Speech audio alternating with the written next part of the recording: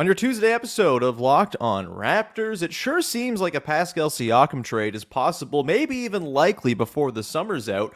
But is that a horrible, horrible idea for the Raptors? We'll get into all of it on today's episode. Thanks so much for hanging. You are Locked on Raptors, your daily Toronto Raptors podcast, part of the Locked on Podcast Network, your team every day.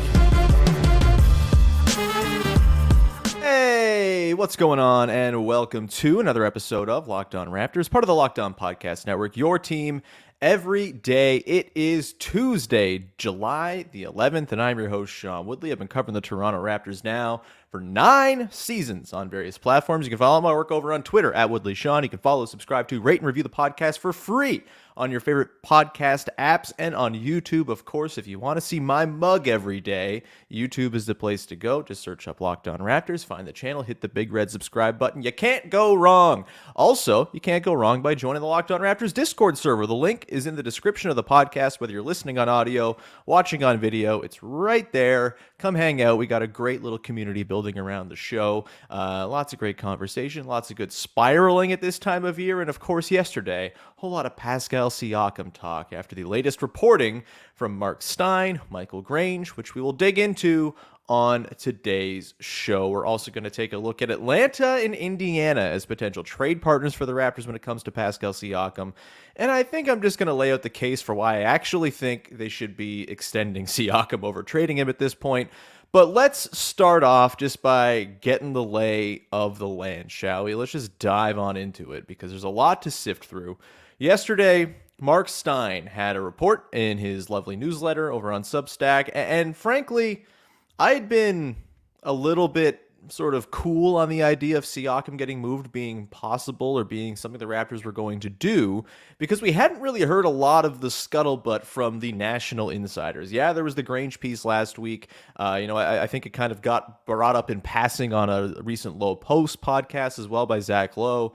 But it didn't feel like there was any hard reporting out there suggesting that there is, in fact, a Pascal Siakam trade in the works. And, there's lots of reasons why the Raptors should maybe not look into trading Pascal Siakam. We'll get to those throughout today's show. But I also get why they've reached this point.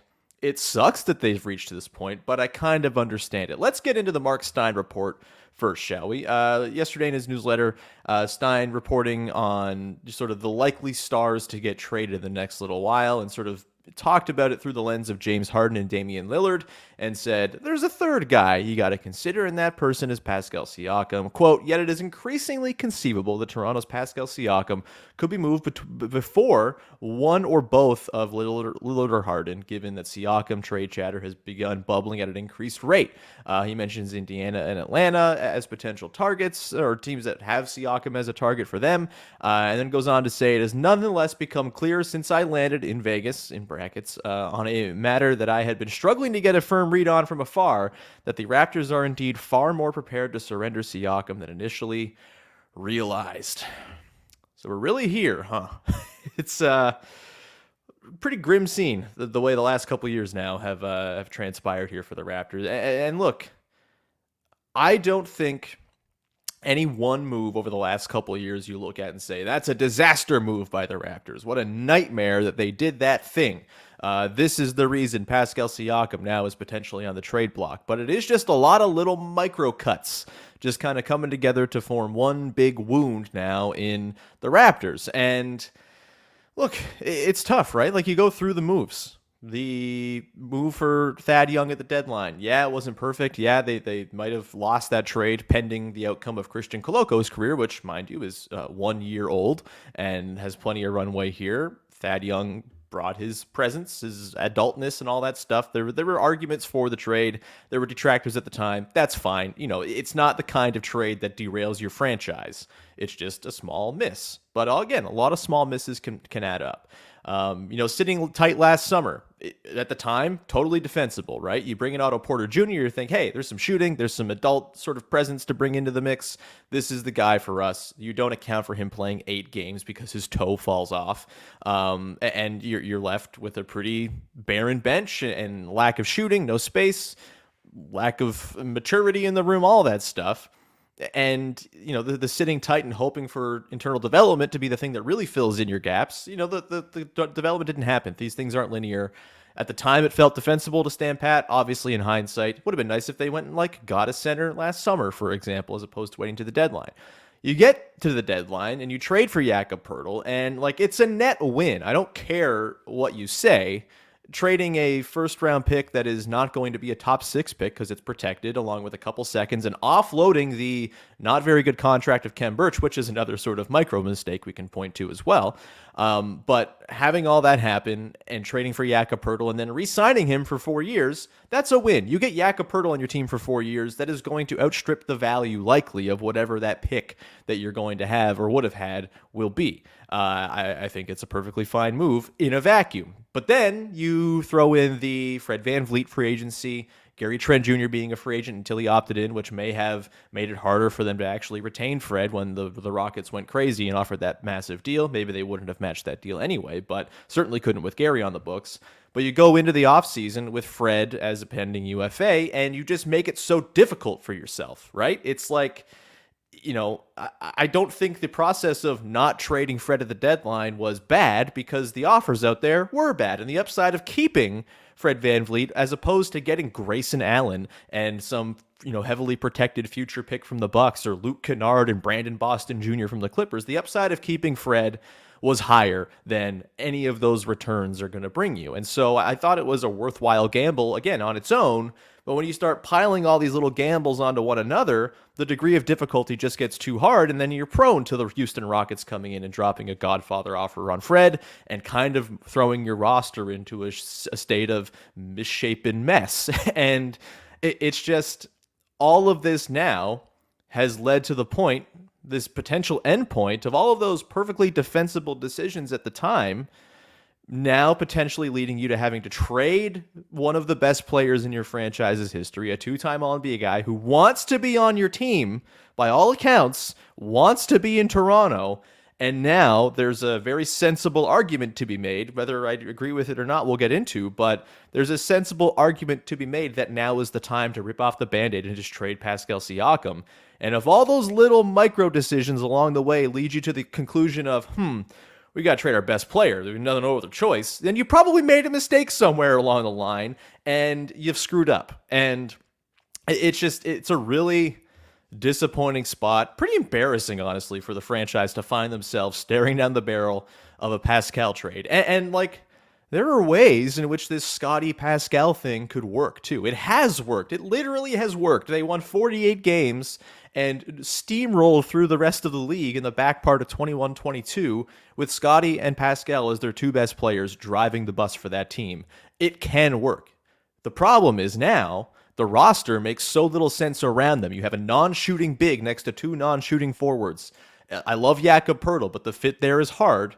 It would be easier to make work if you had lots of shooting in your backcourt, but Fred VanVleet's gone, and you replaced him with Dennis Schroeder, who does not shoot. It's just, now you're at the point where the roster is so imbalanced, so lacking of, very necessary skills, that unless you can find a way to go find some guard to add to the mix to tie this whole thing together and give it a real shot of succeeding, you're at the point where it might just be the right time to move on from Pascal to get what you can now before you risk him leaving in the offseason. Of course, there's the other thing you can do, which is just extend Pascal, which we'll get into later in the show, and why I think that's actually what they should just be doing here and don't overcomplicate matters. We'll get into that coming up. Before we do that, however, I want to talk about Atlanta and Indiana as potential trade matches with the Raptors. We'll get into the potential machinations, all the different cap minutiae that go into these deals, and what could be on return for the Raptors if they were to ship Pascal off to either the Pacers or the Hawks. We'll get to that momentarily here. Before we do that, however, got to tell you about our friends over at Ibotta. Look, you're going to be going to the grocery store to buy your stuff for your weekend barbecues all summer long anyway, so why not get a little cash back when you go do that with Ibotta? Ibotta gives you cash back on hundreds of grocery items from produce to personal care to pantry goods, so you can make sure you're beating inflation no matter what you're purchasing. Either link your loyalty account or upload your receipt after you shop and get your cash back. It's that easy. The average Ibotta user earns $120 per year and can cover the cost of an entire grocery trip, or you can buy yourself a little something for yourself on the side with that extra $120. Other apps give you points that don't amount to much. With Ibotta, you get real cash back that you can cash out to your bank account, PayPal, or even gift cards. You can earn cash back on hundreds of online brands and retailers as well when you start with Ibotta, including Lowe's, Macy's, Sephora, Best Buy, and more. Right now, Ibotta is offering our listeners $5 just for trying Ibotta by using the code LOCKED, LOCKED. When you register, just go to the App Store or Google Play Store and download the free Ibotta app and use the code LOCKED. That's Ibotta, IBOTTA, in the Google Play or App Store. Use the code LOCKED. All right, let's dive in now to the potential. Maybe that's a good phrase for it because they're not exactly great. They all stink like pee. The potential returns here for Pascal. That's not entirely fair. There are some good potential deals out there that could help the Raptors quite a bit. But the thing here for me is if you're trading Pascal, it has to be for a deal that better sets up a roster around Scottie Barnes and brings in players who can actually play with Scottie Barnes like right now. You can't be waiting around on draft picks to convey 1, 2, 3, 4 years down the line when you have Scottie Barnes going into year 3. And if the whole idea is to pivot young, you should be doing it with the express intent of helping Scottie Barnes succeed and putting a real team around him now. And so you have to get players who can play now, I think, if you're going to be making a deal like this, whether it's a combination of veterans and young guys who can play right now, or just young guys, whatever it might be. You can't just go in and be like, all right, well, just give us some picks. Like that's going to set you back. That's going to set your timeline way too far back as you wait for picks to convey down the line, and then wait for those players who get picked to become good players, which takes multiple years in most cases. And so you got to get a bit of a head start on the development side of things and get someone who's actually like pretty credible right now in exchange for Pascal. Otherwise, I don't think it makes any sense to trade Pascal. So what do these teams really have on offer? Let's start with the Atlanta Hawks. Of course, DeJounte Murray's out now. He just signed an extension. You would assume he wants to be in Atlanta. Atlanta wants him to be in Atlanta. That's not going to happen anymore. That was the very easy trade to put together. Not so much anymore. Our pal Daniel Hackett over at Raptors HQ had a couple of great threads yesterday. Go follow him on Twitter. He's the best. Kind of detailing the financials and the particulars of what these deals could look like. With Atlanta, Bogdan Bogdanovic, would love to have him on the Raptors. What just like a beautiful addition of ball handling and shooting he would be. But of course, he just signed an extension as well, and he's not even tradable until September after that extension, per our guy Hackett. And so Hackett kind of outlined it's going to be DeAndre Hunter probably as the big salary piece coming back. Fine, whatever. He's hurt a lot. He's not perfect. He doesn't really know how to pass. But there's some 3-and-D upside there. He's only 25, and on his deal, he's going to make like $20 million. He's signed up for the next few years. That's actually probably going to age decently well with the cap going up as tremendously as it's going to in the coming years. The cap going up, by the way, a reason why I think you should just extend Pascal Siakam, but we'll get to that a little bit later on. In terms of the return on top of DeAndre Hunter, this is where it gets interesting. So basically, the Hawks have to send out at least $30.11 million of outgoing salary to make this work to stay underneath the tax line. And in order for them to really avoid having to sort of drop other money and do some maneuvering, if there's a will, there's a way and all that. But 3 players is kind of what they can send out and still hope to stay under the tax with relative ease. And so you're trying to find combinations of 3 players on top of Hunter, so 2 players on top of Hunter, that make about $10 million in salary. And it's hard to do that. Onyeka Okongwu makes $8 million. If he's in there, it's a lot easier. But Okongwu feels like Atlanta's long-term solution behind Clint Capella. And with Jakob Poeltl signed up for 4 years, $80 million, you're not really going to be able to offer Onyeka Okongwu real starting minutes, which he's probably already deserving of. He's awesome. That doesn't feel like a great fit, nor does it feel like something the Hawks would want to go for. So that's a challenge. You then come into the Kobe Bufkin, AJ Griffin, and Jalen Johnson trio of prospects. And Look, if you can get two of those three guys in a Pascal deal, I think you're in a pretty good spot. And frankly, I think AJ Griffin is kind of the guy. If you can get AJ Griffin and the 3-point shooting he brings, the way he'd pair with Scotty Barnes, I think that's awesome. I also, anyone who's a listener of this show, everydayers will know I'm a Kobe Bufkin sicko. I'm a little Bufkin boy. I would be perfectly happy if the Raptors could find a way to get Kobe Bufkin on the team too, on account of he can dribble, which no one else on the team really can right now. And so those are that's like the dream package. Does Atlanta go for that? Atlanta's going to be a really expensive team. They will, in theory, want to re-sign Pascal Siakam. The reports are out there that Siakam is not going to re-sign if he gets traded to a team. That complicates all this here and lowers the potential return you're going to get. And so in a dream world, you get Griffin and Bufkin and, whatever, DeAndre Hunter, and then probably some other small salary in there to match. And you go, you know what, this stinks. We move on from Pascal, but we get a couple of players in Bufkin and Griffin who absolutely are no-brainer fits with Scotty Barnes. And Griffin's already a year into his career, had some success, shot like 38% from deep, and he's only 19 years old. There's a lot to grow on here with Bufkin and Griffin paired next to Scotty Barnes long-term. I think you probably make your peace with that. The problem is I don't really see Atlanta going for the full bore. Here are both of our top prospects in exchange for Pascal Siakam thing. Their roster would be quite unbalanced. It would lose a lot of shooting not having Griffin. Griffin, in theory, feels like a perfect guy to slot between a Pascal, Murray, Trae Young trio as sort of your big three. But you're going to ask for them, but maybe that's too much a bridge for the Hawks to want to cross. Then you get to Indiana, and Indiana, let it be known, I think like a Tyrese Halliburton, Pascal Siakam, Miles Turner trio to watch would be absolutely awesome. If Pascal's going to get traded somewhere, I'd rather him traded to a team I actually want to watch. I don't particularly like watching the Hawks because I don't like watching Trae Young. Maybe Pascal being on that team would change things, but personally speaking, just as a fan, I would love to see Pascal go to a place where he can catch cool passes from Tyrese Halliburton and be in the sort of dream front court that I've imagined for the Raptors for the last 3 years of Siakam and Turner, just not on the Raptors. It would kind of make me want to cry a little bit, but I think it'd be fun. That Pacers team would probably be like a top 6 team in the Eastern Conference, frankly. It would be an absolute blast to watch. How much are the Pacers deterred by the potential reports of Siakam not wanting to re-sign somewhere? It's Indiana. It's not exactly a hotbed for guys wanting to go there and stay long-term. That's got to be a consideration whenever you're the Indiana Pacers and you're trading for a guy with not a ton of term left on his contract. As our guy Daniel Hackett points out, the Indy package would likely be more pick forward because they have all their picks in tow, and I think a couple extras as well. Buddy Hield will be the big salary returning. That'd be nice to get that shooting around Scotty Barnes. I think he only has 1 year left on his deal, not a ton of term if it's more than that. I think he's fine. He's not a great defender, but he would certainly add to the shooting mix with the team, and that would be helpful.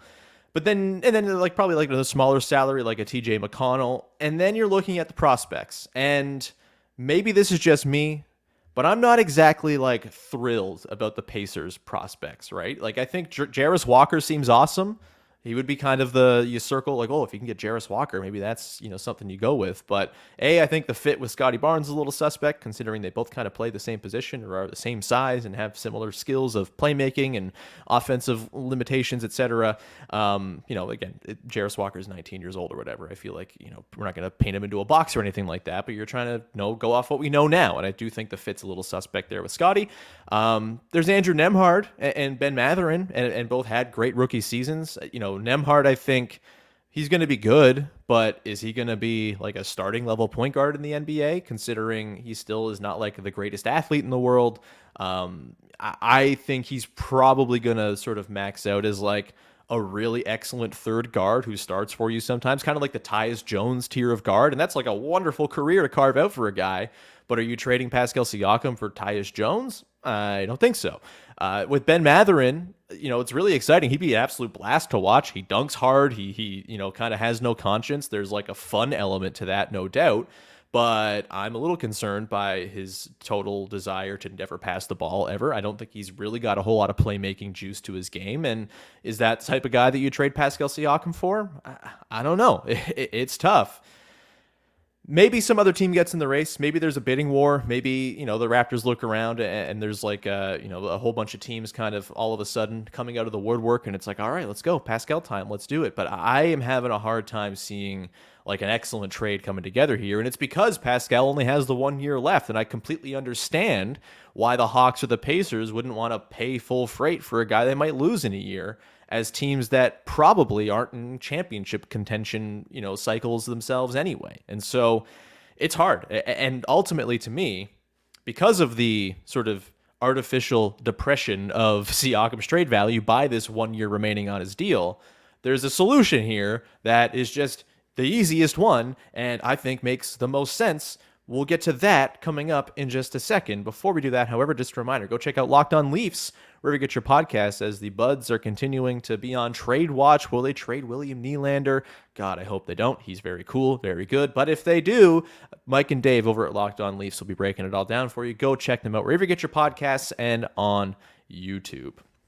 All right, let's round this out with kind of the solution to this whole problem. And it does not seem like there's been a whole lot of traction on this. Michael Grange reporting yesterday that there hasn't really been any conversation yet between the Raptors and Pascal Siakam about an extension, but maybe at some point here, the Raptors look around, realize what offers are on the table from the Pacers and the Hawks, and say, you know what? Thanks, but no thanks. We have a two-time All-NBA player who is just 29 years old, who we have the potential to lock in on our team for another 5 or even 6 years, or I guess 4 or 5 years beyond this next season of his contract before it's out.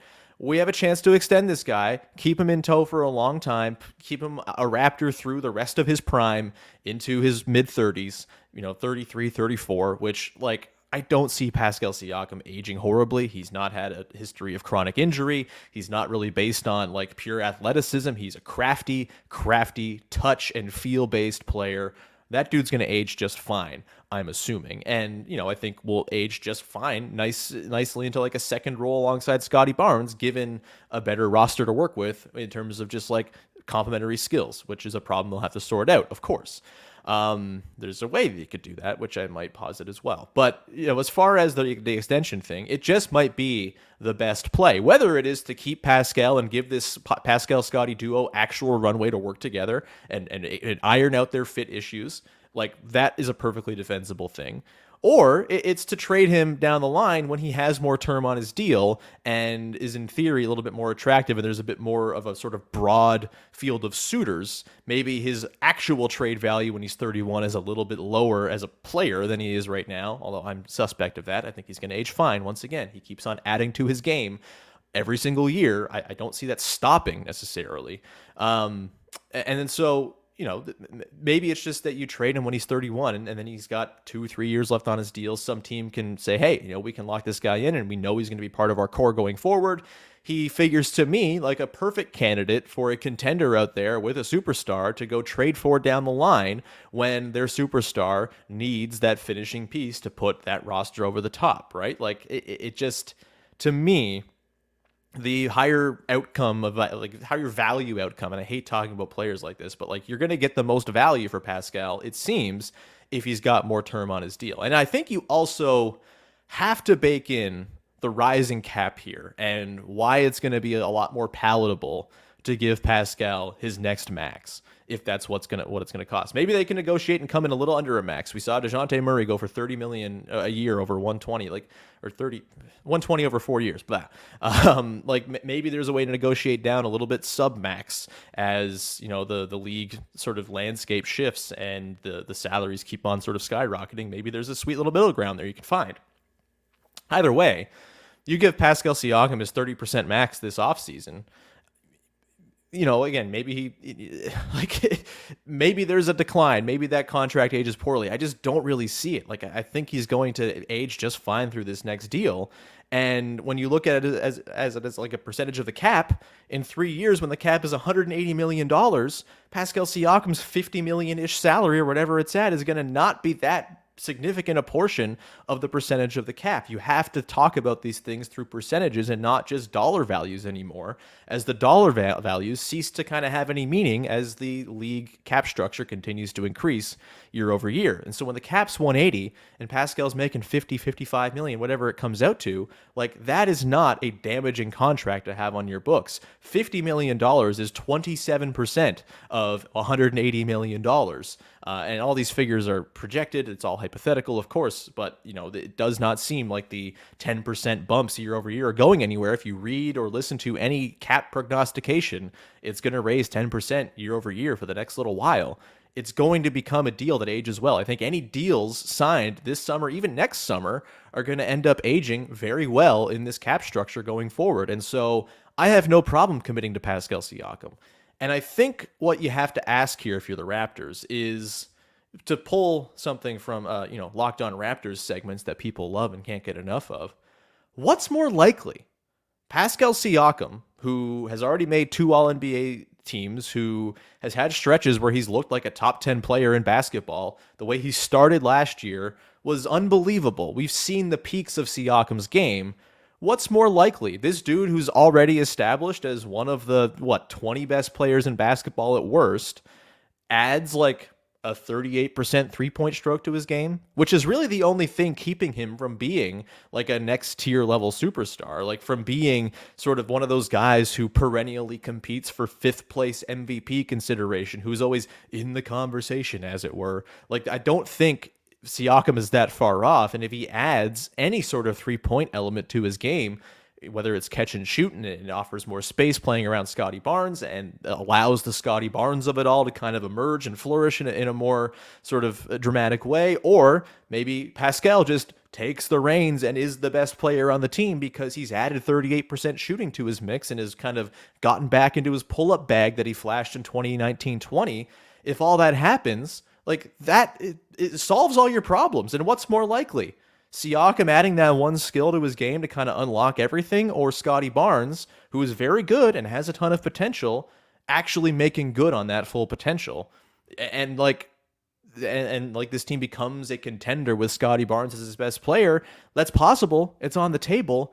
But I also think we often get seduced by potential, and far more often than not, guys don't reach that full 100% outcome of what their game can be, and they fall somewhere in the middle, and they're very good players, but they're not the ones who kind of change the championship picture or anything like that, because odds are that any player is not going to become one of the 5 to 7 players in a given year who actually tangibly changes the championship picture. It's just the odds. And I think the odds of Pascal Siakam from his starting point, which is like right up here, is this refined guy who can be an offensive engine, guy who can be a playmaker and average 6 assists a game. The jump from where he is to that next tier of like top 10-ish player is a significantly easier jump to make for Scotty Barnes, who's down here and is a 21-year-old and has a lot of good stuff to his game, but a lot of flaws to work out as well. It's just go with the history of the NBA. It doesn't happen all that often that guys just become franchise-altering type players. It's hard to do. It's not to say Scotty can't do it, but you have to ask yourself what's more likely here. Siakam becoming that guy on top of what he already is, or Scotty Barnes getting all the way to the end of the potential road, which is a really hard thing to do. To me, the duo can work. You have to have a better fitting roster around them, and they don't have that right now. But to me, if you extend Siakam, you give yourself at least a year or two here to figure out on the fly, okay, how do we best assemble this roster around a Scotty and Pascal duo, which again, has worked in the past. And if you can find a way to better assemble a roster around them, then I think it's worth the sort of locking in of Siakam and having him on your team for a long time. Again, he, by all accounts, wants to be here. That should not count for nothing. Like, this is the Toronto Raptors we're talking about. This is not a thing that stars have often said about Toronto. DeMar said it a lot. Kyle stayed a few times. That was awesome. Pascal Siakam has a chance to do the same thing, and it might be that the Raptors are staring down the barrel of trading him, which I think would be kind of the full, the last nail in this last couple of years has been a total failure for the Raptors front office. It would be bad. Like I just think if you're trading Pascal for 75 cents on the dollar right now, that's just such a bad way for this whole thing to end. And maybe again, there's value of just pivoting to Young and having Scotty be your guy. But there's a lot of pain involved in that, and the pain might not dissipate as you go forward either. Like there's no guarantees here. And Pascal Siakam is a guarantee. We know that he is excellent. We know that he's a borderline All NBA player any given year. And I think it makes more sense right now, given what's out there, to just extend him and just do the thing. And if they don't, then it just feels like a massive mismanagement of the best player on their team. All of your moves leading to you trading your best player is a bad thing. Like it can't. It's just like, yeah, we got this guy. Oh, then damn it, huh? We forgot about our best player, huh? I guess we got to trade him now. Like that's just bad. Like embarrassing sort of Nerf ball management. And I'm hopeful that it doesn't happen like this. But if the end result of this summer is Pascal Siakam is no longer on the team and he's been traded for a package that's merely fine, I just think that has to go down as the biggest failure that this front office has overseen over its time in charge. And it's just... yeah, man, I don't know. It's got me bummed out. Like, it sucks that it's reached this point. It really has. Think about all the hope of a year ago and where things were. And for all of it now to kind of be very much up in the air, I simply just hope this Siakam thing isn't hanging over our heads for the next month or two. Like, I would like to see it resolved sometime soon here, if possible. I don't think you want that as a franchise hanging over you when you're trying to, like, revamp the vibes of the squad. If you have your best player in limbo for the next 2 months, that doesn't feel ideal. I hope there's a resolution here. And frankly, I hope the resolution is they offer Pascal Siakam the full extension that he's able to get. He signs it, and then they figure it out down the line, knowing that they have Pascal Siakam on their roster. Trading Pascal Siakam, I wouldn't do it lightly if I'm the Toronto Raptors. We're going to leave it there. Thank you so much for tuning in. Thank you for supporting the show. Yeah, again, we'll obviously keep up on this. I was going to do guard targets today, but the Marc Stein reporting kind of, intervened. So we'll talk guard targets tomorrow on the show and sort of look around at man, I'm going to do some real Emmanuel Quickly propaganda on the show tomorrow. I'm very excited for that. Thank you so much, of course, for supporting the show, subscribing, rating, reviewing, all that good stuff. Join the Discord. Link is in the description. Would love to see you in there. And we'll be back again on Wednesday with another episode of Locked On Raptors. Thanks so much. Bye-bye.